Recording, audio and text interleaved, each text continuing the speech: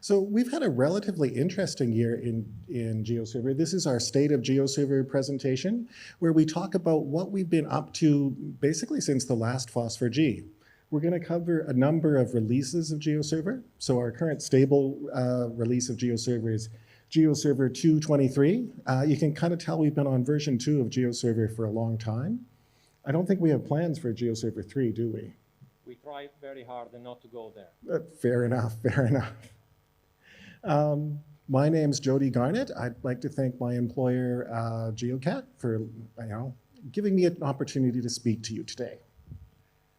Thank you. My name is Andrea Aime. I work for GeoSolutions, and I would also like to thank my company for sending me here. And, well, hopefully we are going to start real soon. Do we even need slides?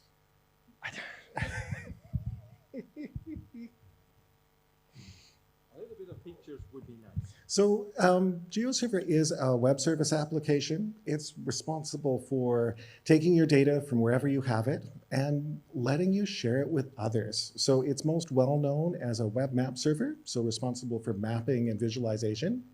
By some metrics, it's the most popular web map server in the world, so responsible for the most number of layers being published as a WMS. It also speaks a number of other protocols. You can use it to share your vector data and your raster data. And then it can be extended with optional extensions for like web processing service, and we've got some community modules for OGC API and other stuff. If you go to the top right corner, there's a presentation mode.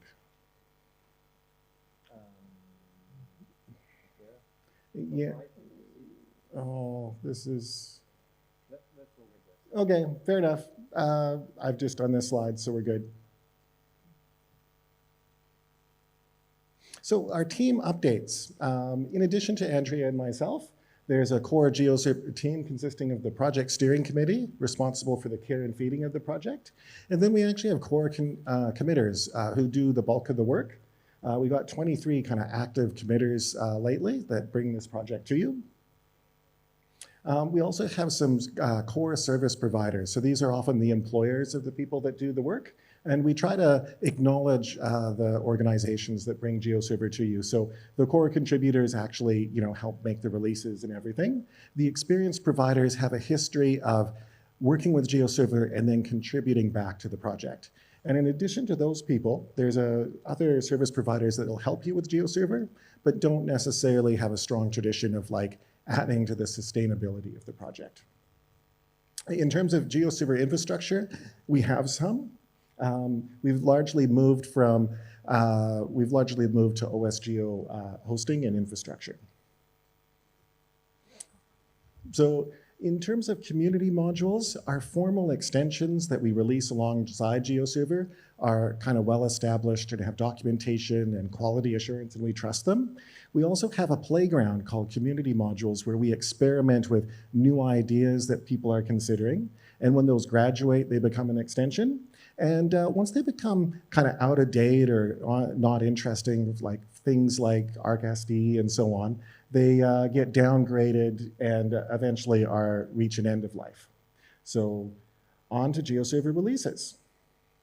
So we always maintain 2 releases at any given point. So we've got our stable release, which is currently GeoServer 2.23, and that provides like new features and updates and bug fixes. And then we've got a maintenance stream that only provides like security updates and fixes, and that gives you a chance to upgrade. So if you're using an older version, please upgrade. That's how we can be sure to equip you with the latest, security fixes and features and so on. Yeah. So please upgrade. As we go through this talk, if you look along the bottom of the screen, you can see which version the feature was available in, the author responsible, and in many cases, the customer or the organization that was paying for the work. I'll do distribution and then hand this over. So a new feature done by me out of the kindness of my heart is making a Docker image available of nightly builds. And I did this as part of the OGC API sprint so that normal people can download our OGC API work and try it out and give us feedback. over to you. So, news about mapping. So, right, we improved a lot the mosaicing performance when you have a lot of tiny files that are being mosaiced together. The old rule of thumb was try not to mosaic more than 100 files in the same output image. Now we can do much better, much faster, even with many small images. We also improved the support for hyperspectral images. An image is hyperspectral when you have 100 bands or more, 200, 500, 1000 with these new sensors. GeoServer had some trouble dealing with it, but now we improved the performance by several order of magnitude. Currently working on this. It's not complete. It's going to land in the next few weeks. Raster attribute table support. It's this idea that you have a raster with numbers inside, but you want to attach attributes to those numbers and then use them in get feature info to do classifications, to do custom palettes, and so on. And we are going to mimic, if you are familiar with it, the QGIS raster attribute table plugin behavior. Data sources and formats. Right. In a previous version of GeoServer, we added the ability to customize type names and attribute names and so on. In this version, we also added the ability to customize the description that eventually goes into the schema definition of a feature type in WFS. We are working hard on the cloud-optimized GeoTIFF community module, which is efficiently reading data from blob storage if it's in COG format. We added support for HTTP, S3, Azure, and Google storage. We hope to add more formats, more authentication types support, because every cloud has its own little strange authentication mechanism, and other improvements and fixes. The last one to land was the COG support for Azure. We have been working on the Stack Data Store and Stack Mosaic. Stack Data Store can link to a Stack API and expose it as WFS, WMS as you like, but it can also be used as an index for a Mosaic so that you can fetch data from, links from Stack and then Mosaic the images into a map request. I'm going to stop that. Vector Mosaic in Store, it's a new entry.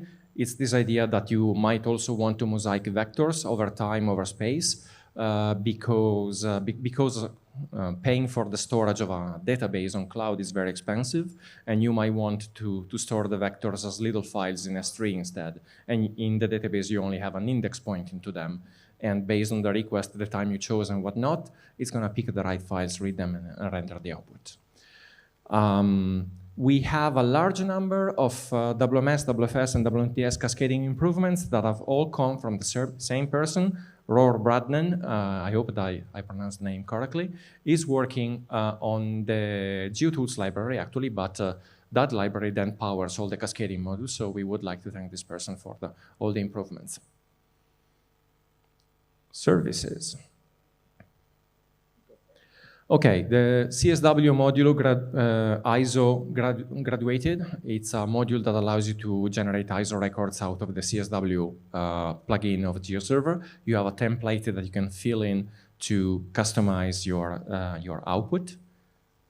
In terms of customization, we have this new metadata module where you can type a little YAML file which will generate an editor in the user interface. You can edit whatever extra attribute you want, and then you can use these attributes in your ISO templates for CSW. So this makes GeoServer much more powerful in terms of the information that it can share through CSW.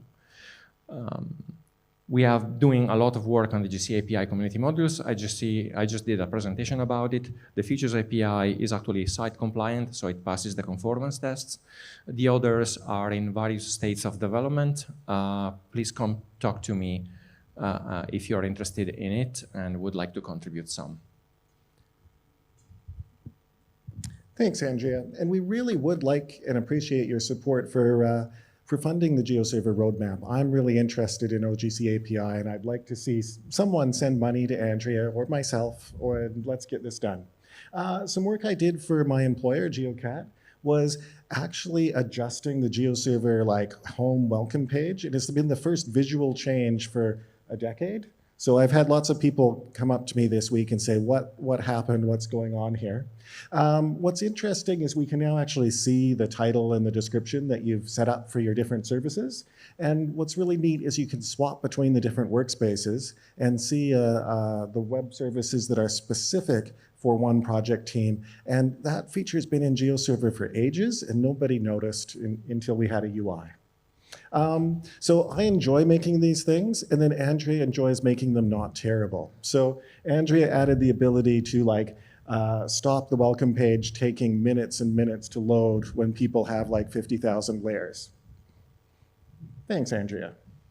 Another just real minor change is you can now see what format your different styles are in, SLD, etc. We also have a fun just tweak to our REST API.